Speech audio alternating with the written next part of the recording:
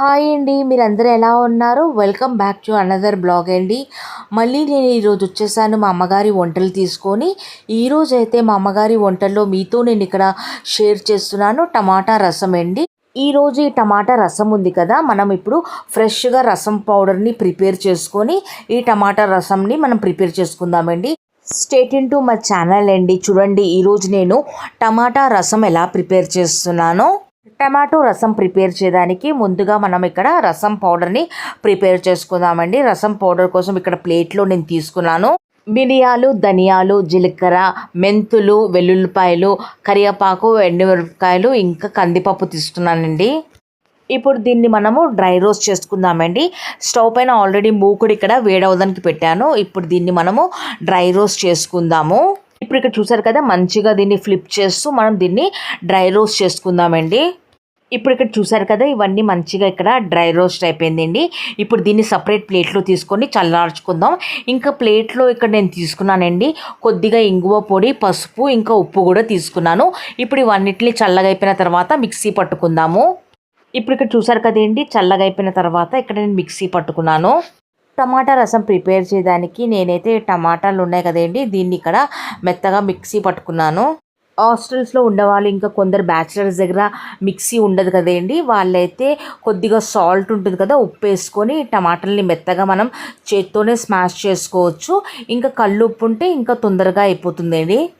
టమాటాలని మిక్సీ పట్టుకున్నాను కదండి, ఇంకా నిమ్మకాయ సైజ్ అంత చింతపండును కూడా నానబెట్టుకున్నాను.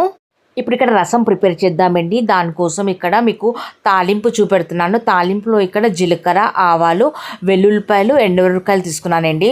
స్టవ్ పైన ఆల్రెడీ మూకుడు వేడవడానికి పెట్టానండి. ఇప్పుడు తాలింపు మీకు చూపెట్టాను కదా, ఈ తాలింపు నేను దీంట్లో వేసాను. ఆవాలు, జీలకర్ర, ఎండుమిరపకాయలు, వెల్లుల్లిపాయలు వేసి దీన్ని ద్వారగా మంచిగా ఫ్రై చేసుకున్నాను. ఇప్పుడు ఈ తాలింపులో నేను ఇక్కడ టమాటాని పేస్ట్ చేసుకొని పెట్టుకున్నాను కదండి, ఇప్పుడు నేను దీంట్లో టమాటా పేస్ట్ని వేసానండి. ఒకవేళ మనం ఇలా టమాటా పేస్ట్ చేసుకొని రసంని ప్రిపేర్ చేసుకుంటే మన ఇంట్లో పిల్లలు ఉంటారు కదండి, వాళ్ళు ఏంటంటే కొద్దిగా రసం అన్నం ఉంటుంది కదా, కొద్దిగా కడుపు నిండా తినేస్తారండి. లేకపోతే ఏంటంటే నోట్లో ముక్కలు వస్తాయి కదా, టమాటా ముక్కలు అలా వస్తుంటే పిల్లలు కొద్దిగా రసం అన్నం తినడానికి కొద్దిగా మారం చేస్తారు కదా, వాళ్ళ కోసం అయితే కొద్దిగా ఇలా ప్రిపేర్ చేసుకోండి. టమాటా పేస్ట్ చేసిన తర్వాత 1 minute వరకు మంచిగా కలిపానండి. కలిపిన తర్వాత ఇప్పుడు నేను చూసారు కదా, దీంట్లో చింతపండు పులుసు ఇంకా వాటర్ కలుపుకొని పెట్టుకున్నానండి. ఇప్పుడు చింతపండు పులుసు, వాటర్ వేసి దీన్ని మంచిగా ఇప్పుడు నేను కలుపుకున్నాను.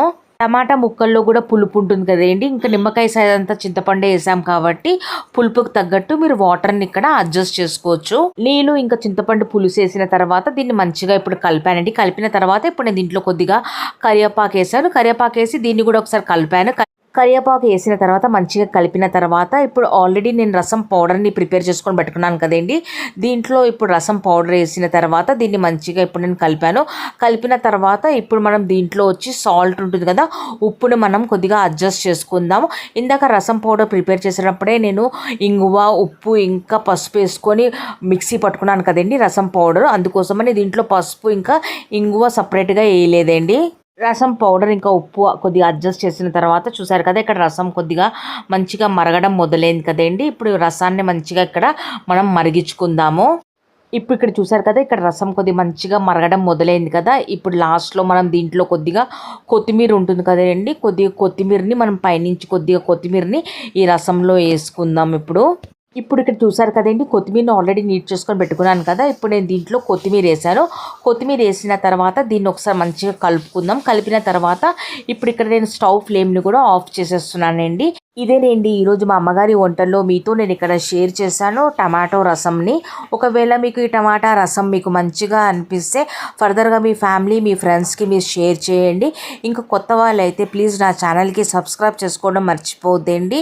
Please do like, share and subscribe to my YouTube channel అండి. ఇంకా డెఫినెట్లీ బ్యాచిలర్స్ కూడా, హాస్టల్స్లో ఉన్న వాళ్ళు కూడా ఈ రసంని ఒకసారి మీరు ట్రై చేయండి. సరేనండి, నా బ్లాగ్కి నేను ఇక్కడ ఎండ్ చేస్తున్నాను. మళ్ళీ కలుద్దాం మనం లాంగ్ వీడియోలో, ఇంకా మినీ బ్లాగ్లో. థ్యాంక్ యూ వెరీ మచ్ మీ సపోర్ట్ కోసమండి. Thank you once again.